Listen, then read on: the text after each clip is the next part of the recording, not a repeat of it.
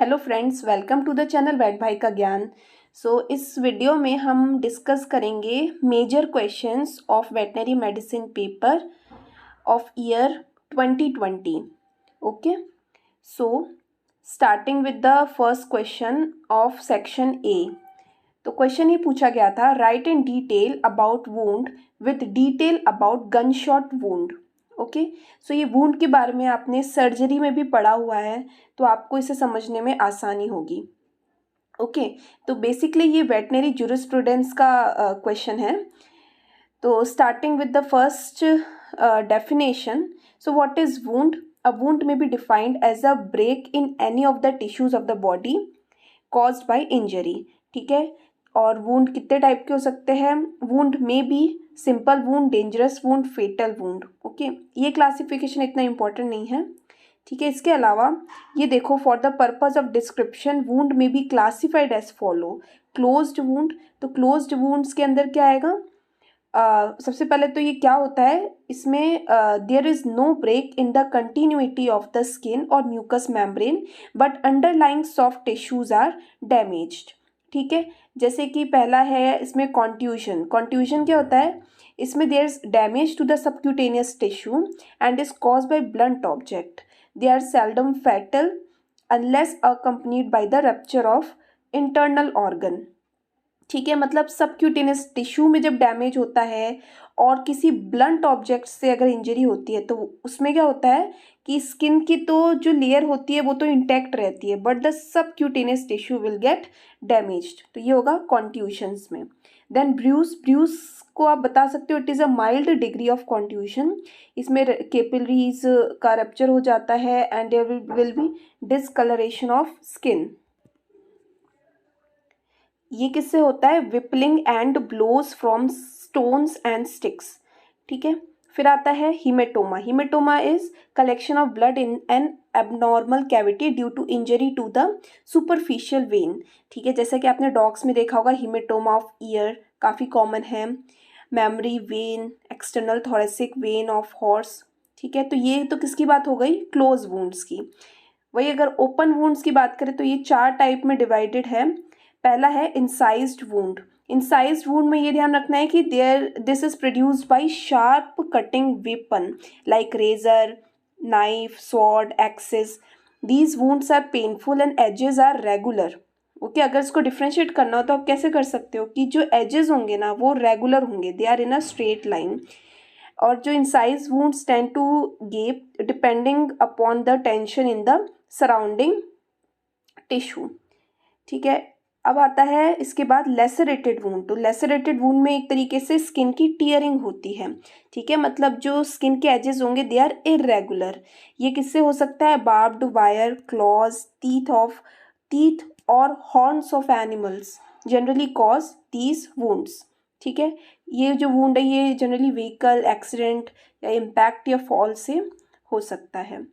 फिर stab wound क्या है? Stab wound are caused by sharp penetrating object like nails, knives. नाम से ही पता चला स्टैब वुंड्स। स्टैब वुंड मतलब कोई भी नाइफ से या कोई शार्प पेनिट्रेटिंग ऑब्जेक्ट से इंजरी हुई है। These type of wound are dangerous as the external opening is small but the object may penetrate deep into the tissue. ठीक है, इसमें इंटरनल हेमरेज होने के चांसेस होते हैं and that's why it can cause death of the animal. ठीक है, and इसमें एक चीज़ और है कि कितना डेप्थ है स्टैब वुंड का, उससे हम ये पता कर सकते हैं कि जो विपन है उसकी लेंथ क्या रही होगी। ठीक है, ये उसका एक क्लू देता है। फिर है गन शॉट वुंड। इसमें क्या है? The gun shot wound is produced by various kind of fire arms, इसलिए इसको फायर आर्म वुंड भी कहते हैं, fire arm wound. The appearance of these wound depends upon the condition of the individual case under examination, क्योंकि firearms are there are variety of firearms। ठीक है, तो by looking at the wound we can get somewhat idea। ठीक है, अब इसमें हमें question में पूछा गया था कि कि जो फायर आर्म वुंड है या जो गन शॉट वुंड है उसके बारे में डिटेल लिखनी है। ठीक है, तो इसमें आगे देखते हैं। तो the gun shot wound is produce by various kind of fire arm. The appearance of these wound depend upon the following conditions of the individual case under examination. ठीक है, like the kind of the weapon employed, the nature of the projectile, the velocity of the projectile, the nature of the powder used, the range at which the weapon was fired, the part of the body struck, the direction of fire. ठीक है, तो इसमें अगर देखें तो ये क्या है, the study of fire arms and ammunition is complex and demand specialist in this field. Okay, so why we are studying about this firearms in detail? because आपको पता है कि जब पीएम के लिए बुलाते हैं किसी वेटनेरियन को तो उसको ये पता करना होता है कि इसकी डेथ का रीज़न क्या है. तो अगर उसकी डेथ किसी गन शॉट की वजह से हुआ है या किसी फायर आर्म की वजह से हुआ है तो उसमें आपको ये भी मालूम करना होगा कि आखिर कौन सा फायर आर्म यूज़ किया है. तो इसलिए आपको एक बेसिक सा आइडिया होना चाहिए फायर आर्म के बारे में. ठीक है, तो अब कौन कौन से फायर आर्म यूज़ होते हैं, like revolver, pistol, rifle, shotgun और sporting gun, air rifle and air pistol. ठीक है, तो पहले हम बात करते हैं रिवॉल्वर के बारे में. तो जैसे कि नाम से पता चला रिवॉल्वर, तो इसमें क्या होता है कि जो इसकी मैगज़ीन होती है ना वो रिवॉल्व करती है, जिसकी वजह से जो नेक्स्ट इसका जो बुलेट होता है वो आ जाता है फायरिंग वाले चैम्बर में. ठीक है, means it keep on revolving. तो इसमें देखते हैं ये सिलेंड्रिकल मैगज़ीन होती है. ठीक है, और ये जनरली जो बैरल होता है उसके रेयर पार्ट में होता है. तो आपको ये सब पता होना चाहिए एक राइफ़ल के कौन कौन से पार्ट्स होते हैं, बैरल किसे बोलते हैं, मैगज़ीन किसे बोलते हैं. ठीक है, because of shortage of time आपको एक कंप्लीट रिवॉल्वर के पार्ट्स के बारे में तो इस वीडियो में मैं नहीं बता सकती, but if you really want the complete explanation then you can write it in the comment box and in future we will definitely make such video. ठीक है, तो सबसे पहले अगर आपको इनके पार्ट्स के बारे में पता नहीं है तो आप गूगल पे सर्च करके इसकी पूरी पिक्चर देख सकते हैं जहाँ पे आपको उसका डायग्राम मिल जाएगा. ठीक है, तो आते हैं वापस रिवॉल्वर पे. तो जैसा कि मैंने बताया कि इसमें रिवॉल्विंग मोशन होता है. ठीक है, and which has accommodation for 5 to 9 कैड्रेजेस. तो मैगज़ीन का रिवॉल्विंग मोशन होगा और 5 से 9 कैड्रेजेस इसमें आ सकते हैं. ठीक है, सबका एक सेपरेट चैम्बर होता है. जैसे ही फायरिंग करेंगे, ठीक है, तो जो सर्कुलर मैगज़ीन होगी वो रोटेट करेगी by the cocking of the hammer and in this way the next cartridge is brought into the proper position for firing. ठीक है, ये इसका मैकेनिज्म होता है कैसे एक रिवॉल्वर काम करती है. ठीक है, revolver ammunition is charged with smokeless powder or sometimes loaded with black powder. The bullet is composed of lead or lead mixed with an alloy. The revolver has an muzzle velocity of about 600 feet per second or less and is termed as low velocity weapon. ठीक है, अब इसमें जो powder use किया जाता है it can be smokeless और sometimes loaded with the black powder. ठीक है, और इसमें जो बुलेट होता है वो लेड का बना होता है या फिर लेड मिक्स्ड अलॉय का. ठीक है, फिर आते हैं next pistol. Pistol is a fire arm in which the cartridge is loaded directly into the chamber of the barrel. तो उसमें डायरेक्टली हम जो कैड्रेज है उसको किस में लोड कर देते हैं, बैरल का जो चैम्बर है, मतलब इधर अलग से कोई मैगजीन नहीं होती है. ठीक है, the pistil is not a shoulder arm like the rifle and it's barrel is very small. Barrel भी इसकी स्मॉल होती है. ठीक है, और इसको डिस्टिंग्विश करने के लिए रिवॉल्वर से आप इजीली देख सकते हो कि रोटेटिंग चैम्बर नहीं होगा इसके अंदर. ठीक है, और in the automatic pistol when a cartridge is fired the empty cartridge case is ejected and a new cartridge slips into the breech automatically. ठीक है, तो जैसे ही फायरिंग करेंगे उसके बाद जो न्यू कैड्रेज है वो ऑटोमेटिकली ब्रीच में स्लिप हो जाएगा. ठीक है, अगर जैसे ही पुराना वाला कैड्रेज इजेक्ट होगा. ठीक है, the cartridge are contained in a vertical magazine in the stock of the pistol which usually holds 6 to 14 cartridges.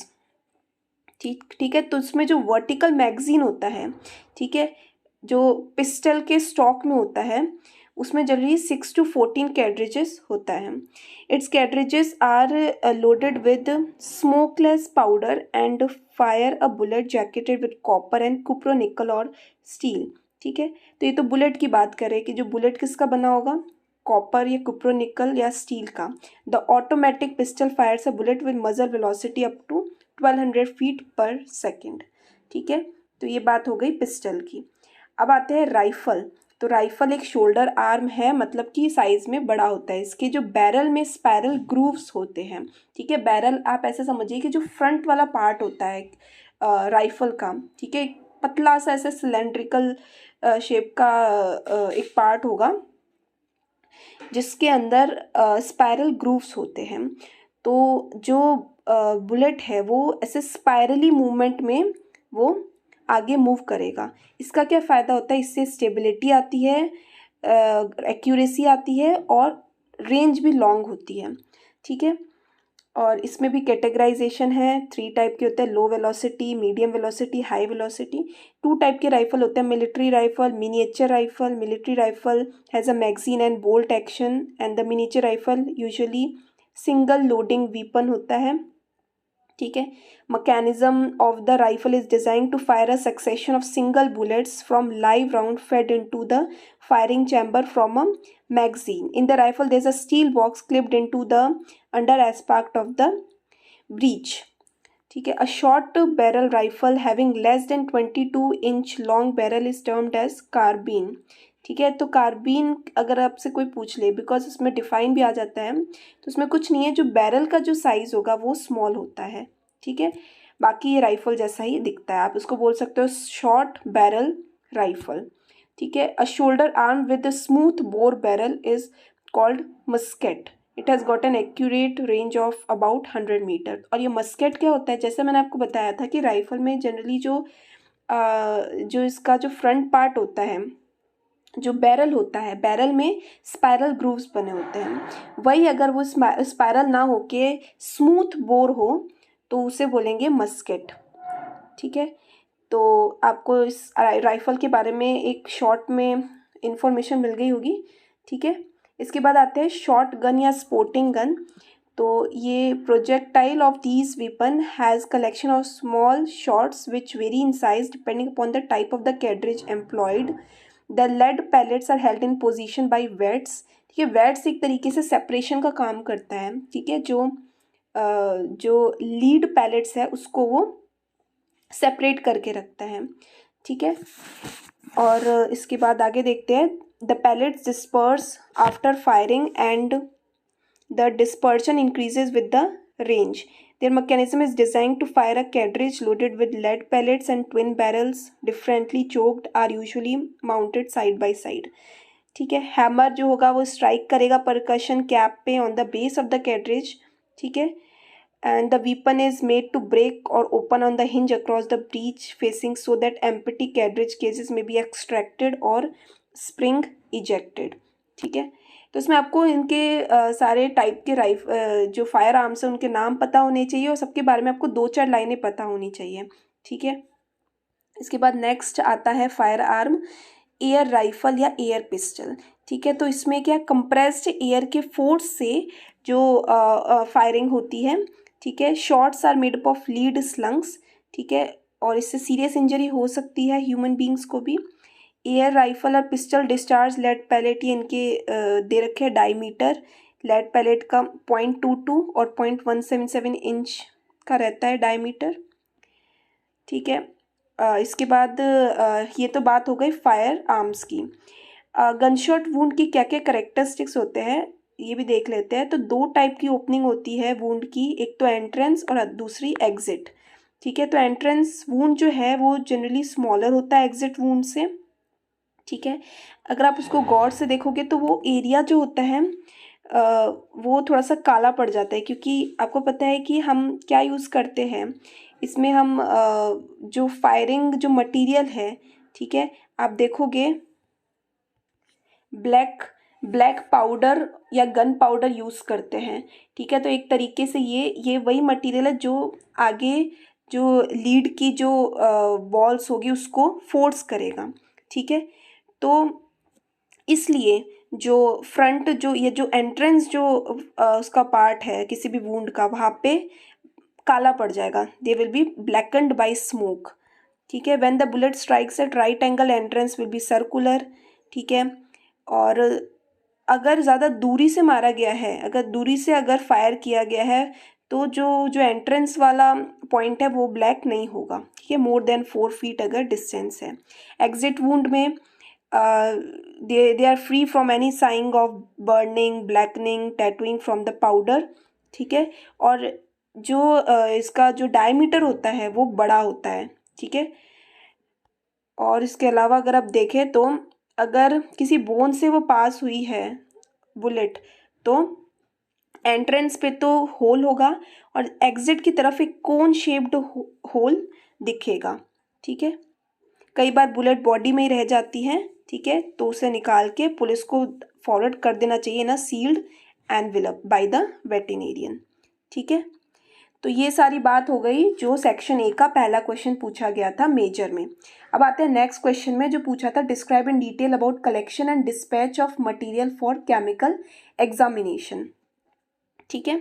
तो सबसे पहले तो कलेक्शन का क्या प्रोसीजर रहेगा, तो collection of sample tissues of fluid should be as fresh as possible, इस बात का हमें ध्यान रखना है। सैंपल कहाँ से और कितना कितना लेना है, तो स्मॉल एनिमल्स में तो पूरा का पूरा कैडेवर ही ले सकते हैं, like dog, cat and poultry. Large animals में अगर कोई टिश्यू है, कोई बोन है या इंजेस्टा है, उसे 100 ग्राम लेना है। Water 100 ml, whole blood 15 ml, hair 5 to 15 gram, urine 15 ml, feed 1 kg, ठीक है। प्रिजर्वेशन ऑफ सैंपल कैसे कर सकते हैं, तो इथेनॉल एक प्रेफरेबल प्रिजर्वेटिव है जो हम यूज़ करते हैं, 95% इथेनॉल। स्टोरेज ऑफ सैंपल उसके लिए डीप फ्रीज या रेफ्रिजरेट कर सकते हैं। और कंटेनर की क्या रिक्वायरमेंट होती है, plastic bag, jars, glass container, ठीक है। ऐसे जार को अवॉइड करना चाहिए जिसमें मेटल के स्क्रू हो, अदरवाइज ऐसे केसेस जिसमें मेटल पॉइजनिंग हुई है तो वो इजीली डायग्नोस नहीं हो पाएगा, ठीक है। फिर है प्रिकॉशंस, तो बिना सैंपल को वॉश किए उसकी पैकिंग करनी है और डिस्पैच करना है। अब डिस्पैच का प्रोसीजर भी क्वेश्चन में पूछा गया था, ठीक है। तो इसमें लिखना है आपको, complete the report forms for pathological specimen, पूरा रिपोर्ट आपको फिल करना है। सबमिटर का नेम और एड्रेस करना है। ओनर ऑफ द स्टॉक का जो नेम और एड्रेस है वो भी एंटर करना है। पूरी हिस्ट्री लिखनी है एंटीमॉर्टम पोस्टमार्टम की। और हर एक जो भी सैंपल है उसका सेपरेट कंटेनर यूज़ करना है। और फ्रोज़न कूलेंट पैड भी आपको साथ में कंटेनर में रखना है, ठीक है, डिस्पैच करने से पहले। और specimen must be packed so that they do not contaminate each other. और सैंपल्स को कैसे भेज सकते हैं, थ्रू रेल या लोकल ट्रांसपोर्ट अरेंजमेंट्स, ठीक है। फिर सेक्शन बी का फर्स्ट क्वेश्चन पूछा था, discuss briefly the major viral diseases of wildlife, ठीक है। तो फिर हम एक एक करके डिजीजेस देखते हैं। तो पहला है FMD। तो FMD वाइल्ड एनिमल्स में हो सकता है और जनरली इसमें कौन सा लीजन देखने को मिलता है, फुट और माउथ में लीजन्स दिखेंगे। मॉर्बिडिटी रेट इसमें काफ़ी ज़्यादा होती है हूव्ड स्टॉक में। This disease has been documented in herbivores like gaurs, cervids, suids and is common among wild fauna but needs documentation in most of the cases, ठीक है। मतलब ये हर्बीवोर्स में जनरली जो गॉर्स होते हैं, स्वीट्स और सर्विट्स, इनमें ये FMD डिजीज़ देखने को मिलती है।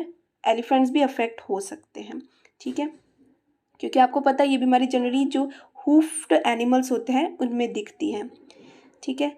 फिर आता है नेक्स्ट रेबीज़। तो रेबीज़ चीतल, राइनो, एलिफेंट्स इन सब में देखा गया है।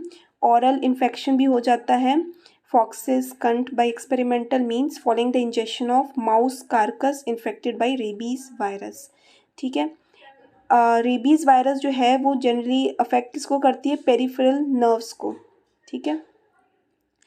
और एक चीज़ और ध्यान रखने की, अगर कोई भी वर्कर प्रोटेक्टिव कवरिंग के साथ हैंडल नहीं कर रहा किसी भी वुंड को, तो उसमें भी इन्फेक्शन के चांसेस रहते हैं। इसलिए खुद की प्रोटेक्शन के साथ एनिमल को हैंडल करना चाहिए, ठीक है। उसके बाद नेक्स्ट डिजीज़ जो है वायरल की वो है measles, rubella, viral hepatitis, KFD, ठीक है। तो मीज़ल्स भी एक तरीके से ये फ्रीक्वेंटली रिपोर्टेड वायरल डिजीज़ है नॉन ह्यूमन प्राइमेट्स में, और ये हाईली इन्फेक्शियस एक्जेंथीमेटस वायरल डिजीज़ है, चिल्ड्रन में भी होती है। इसे कौन कौन से एनिमल में पाया गया है? Marmosets, tamarins, owl, monkeys and is fatal to them. काफ़ी आउटब्रेक देखे गए हैं वायरल हेपेटाइटिस के, ठीक है। अब वायरल हेपेटाइटिस के बारे में बता रहे हैं। तो इसमें क्या होता है कि जो ह्यूमन के इन्फेक्शंस होते हैं हेपेटाइटिस ए से, ठीक है, वो चिंपैंजी, वूली मंकी, गोरिल्ला, इन सबको भी इन्फेक्ट कर सकता है। केएफडी जो है वो नॉन ह्यूमन प्राइमेट्स में देखा गया है और ये जूनोटिक होता है। Herpes virus and pox virus infection, तो जो हर्पीज वायरस है इसे नॉन ह्यूमन प्राइमेट्स में देखा गया है, एलिफेंट्स, काफ्स। मैन में हर्पीज बी वायरस फेटल होता है और ये एक्यूट असेंडिंग माइलाइटिस कॉज करता है। Rhesus macaque and cynomolgus are considered as the primary natural host. Lesions in non human primates are mostly confined to the mucosa of buccal cavity, ठीक है। तो vesicles और अल्सर्स बन जाते हैं around the lips, external layers के around. Tongue एक common site है, ठीक है। ये हम किसकी बात कर रहे हैं? हर्पीज वायरस की बात कर रहे हैं, ठीक है। Monkey bites and laboratory accidents lead to the most human infections.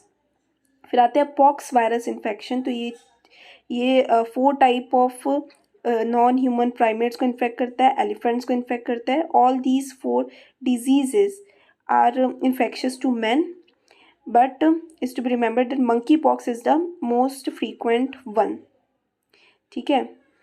तो मंकी पॉक्स जनरली देखा जाता है वाइल्ड में, ठीक है।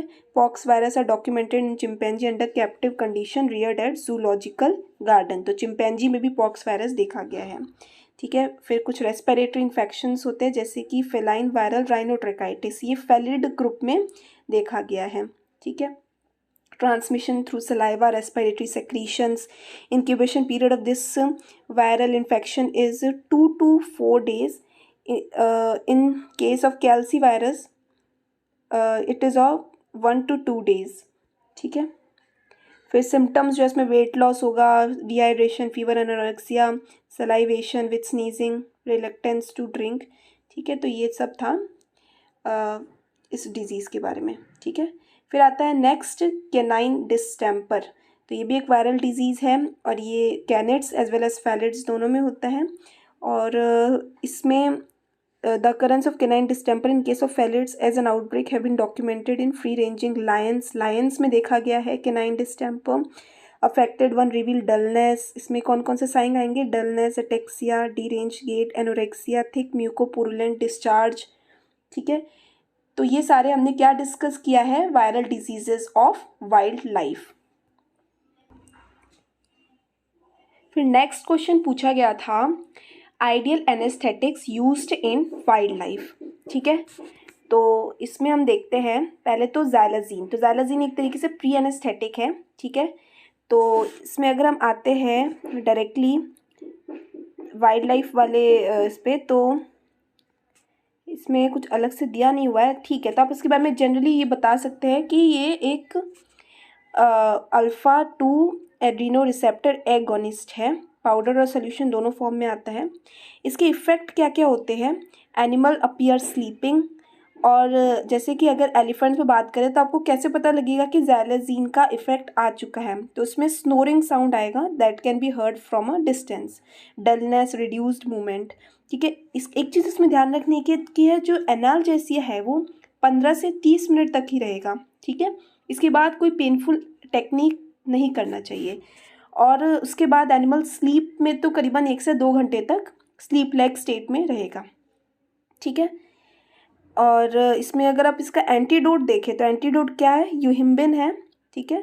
At a dose rate 0.125 mg पर kg बॉडी वेट दे सकते हैं। और डॉक्साप्राम हाइड्रोक्लोराइड भी एक रेस्पिरेटरी स्टिमुलेंट की तरह यूज़ कर सकते हैं। फिर आता है कीटामीन। तो कीटामीन काफ़ी यूज़ किया जाता है एनिमल्स में। तो ये डेरिवेटिव है phencyclidine derivative and it is a dissociative anaesthetic. Animal administered with ketamine generally retains a reflexes which is considered as advantageous one with regard to the minimizing of hazards of inhalation of food and ingesta, ठीक है। ये generally ये जो ये जो anaesthetic है ये इसको अच्छा माना जाता है क्योंकि इसमें जो एनिमल होश में रहता है, एनिमल रिमेन कॉन्शियस, जिसकी वजह से जो एस्पायरेशन का जो चांसेस रहता है वो कम रहता है। ठीक है, eyelids remain open and it may not produce any skeletal muscle relaxation। ठीक है, ये कीटामीन जो है ये प्लासेंटा को क्रॉस कर लेता है बट कोई अबॉर्शन नहीं कॉज करता वाइल्ड एनिमल्स में। ठीक है, तो उसका जो डोज रेट है 2 से 50 mg पर kg बॉडी वेट तक वेरी करता है। प्री एंट्रल इंजेक्शन का जो असर है वो 3 से 5 मिनट में शुरू हो जाता है। फैलिड्स में कन्वर्जन्स आते हैं। ठीक है, ये इसका एक साइड इफेक्ट है फैलिड्स में। This drug is not much suitable one in case of herbivores in general, however this is of much useful in case of carnivores, reptiles and avifauna। ठीक है, इन ड्रग को बारबीट्यूरेट्स के साथ मिक्स नहीं करना चाहिए। ठीक है, इन द सेम रेंज। और हाइपरथर्मिया भी इसका एक साइड इफेक्ट है। फिर आता है टिलेटामीन, ये भी एक साइक्लोहेक्सानोन, ये एक साइक्लोहेक्सानोन डिसोशिएटिव एजेंट है जो कीटामीन जैसा ही होता है। इसे जनरली जोलाज़ेपाम हाइड्रोक्लोराइड के साथ कंबाइन करके यूज़ करते हैं, which is a non phenothiazine pyrazoladiazepinone tranquilizer। This combination helps to reduce the occurrence of seizures which are likely to occur if tiletamine alone is used in wild animals। ठीक है, तो टिलेटामीन के साथ जोलाज़ेपाम भी use करते हैं, अदरवाइज कुछ side effect आते हैं, सीजर्स आ जाएंगे जो कि अनडिज़ायरेबल रहता है।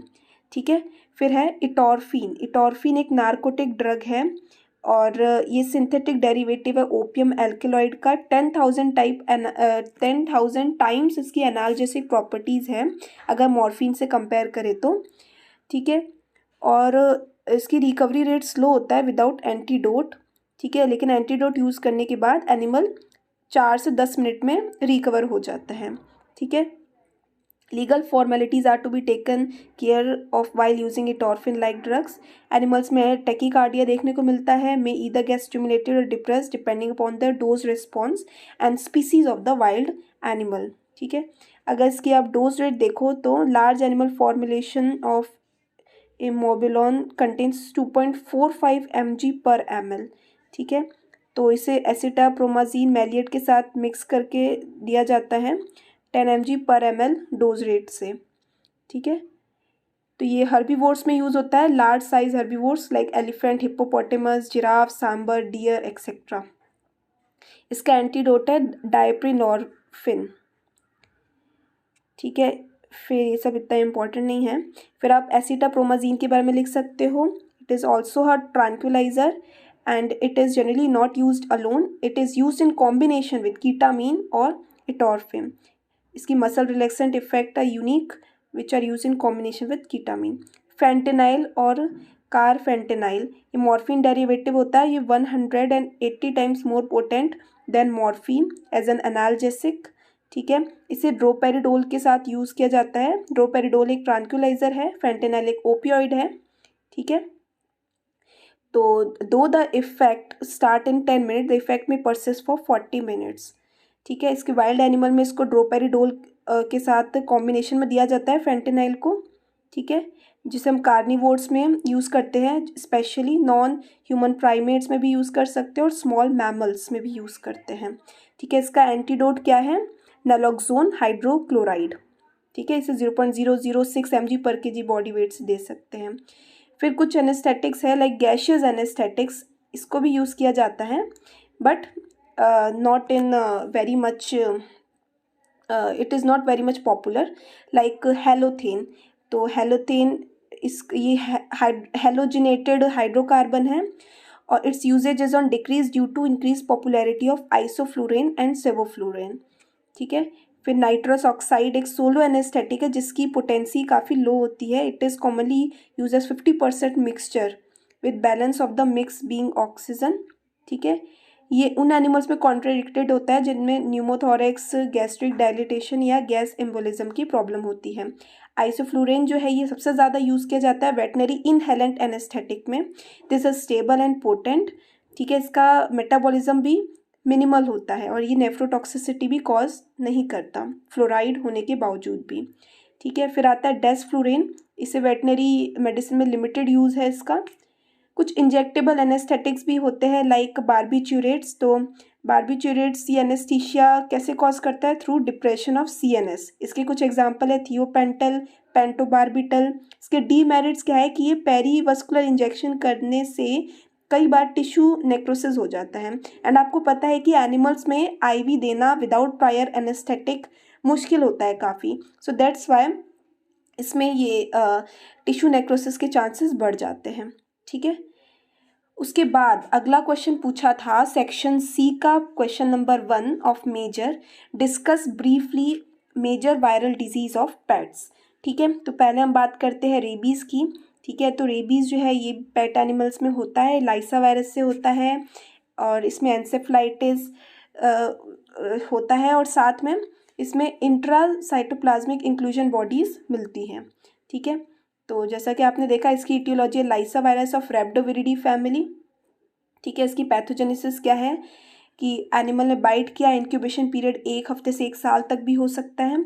ठीक है, और पहले तो जो वायरस है वो मसल सेल में रेप्लिकेट करेगा, फिर वो नर्वस सिस्टम में जाएगा एट मोटार एंड प्लेट्स, फिर ये बाइंड करेगा एसिटाइल कोलिन से और उसके बाद वो नर्व सेल्स में स्प्रेड हो जाएगा और वहाँ पे स्पाइनल कॉर्ड और ब्रेन में जाके मल्टीप्लिकेशन होगा इसका। ठीक है, और सेंट्रीफ्यूगल स्प्रेड से ये नर्व से किस में आ जाएगा? सलाइवरी ग्लैंड में, कॉर्निया में और टॉन्सिल्स में आ जाएगा, वहाँ पे भी इसका रेप्लिकेशन होगा। ठीक है, इसमें जो न्यूरॉन्स का क्योंकि डिस्ट्रक्शन होता है इसलिए पैरालिसिस देखने को मिलता है। ठीक है, और नर्व सेल्स में इरिटेशन के कारण इसमें फ्यूरियस फॉर्म भी होता है। तो आपने सुना होगा कि 2 फॉर्म होते हैं रेबीज़ के, एक तो फ्यूरियस फॉर्म होता है, एक डम फॉर्म होता है, तो उसका ये रीज़न है। ठीक है, इसके सिम्टम्स क्या क्या होंगे? Drooling of saliva, walking aimlessly, eating of non food items. ठीक है, और मैक्रोस्कोपिक लीजन्स इसमें कुछ खास नहीं होते हैं। ठीक है, और सिर्फ क्या होंगे कि जो बाइट का जो लीजन होगा वो ज़रूर से प्रेजेंट होगा। ठीक है, माइक्रोस्कोपिक फीचर्स देखें तो न्यूरॉन्स का नेक्रोसिस हो जाता है, पेरीवस्कुलर कफिंग होगा, इसमें बेब्स नोड्यूल भी देखने को मिलते हैं जो एक्चुअली क्या है? Proliferation of lymphocytes, plasma cells and giant cells. ठीक है, फिर intracytoplasmic eosinophilic inclusion bodies, Negri bodies भी दिखती है। ठीक है, तो ये सब क्वेश्चंस ऑब्जेक्टिव में भी पूछ लिए जाते हैं। ठीक है, इसके अलावा इसका डायग्नोसिस कैसे करेंगे? हिस्ट्री से, सिम्टम्स, लीशंस, इम्यूनोडायग्नोस्टिक टेस्ट भी होते हैं, IFT, ELISA, FAT, isolation of virus, mouse inoculation test. फिर नेक्स्ट डिजीज़ है इन्फेक्शियस कैनाइन हेपेटाइटिस। ठीक है, तो ये infectious canine hepatitis viral disease है, एडिनो वायरस से होता है और इसमें क्या क्या होगा? Characterize by necrotic lesions in liver and intra nuclear inclusions in hepatocytes. ठीक है, इसकी इटियोलॉजी पता चल गया आपको, mastadenovirus of adenoviridae family, DNA virus है। इसका पैथोजेनेसिस क्या है ये आप देख सकते हो कि ये नेजोरल या कंजेक्टिवा रूट से गया, ये टॉन्सिल्स में जाएगा, फिर पेयर पैचेस व वायरेमिया कॉज होगा। ठीक है, इन्फेक्शन ऑफ एंडोथीलियल सेल्स, फिर एंडोथीलियल सेल्स में क्या होंगे? हेमरेजेस और नेक्रोसिस होगा। इसके बाद liver, kidneys, spleen and lungs, क्योंकि क्या हो चुका है? वायरेमिया हो गया है, तो सारे जितने भी विसरल ऑर्गन्स हैं उनको इन्फेक्ट करेगा।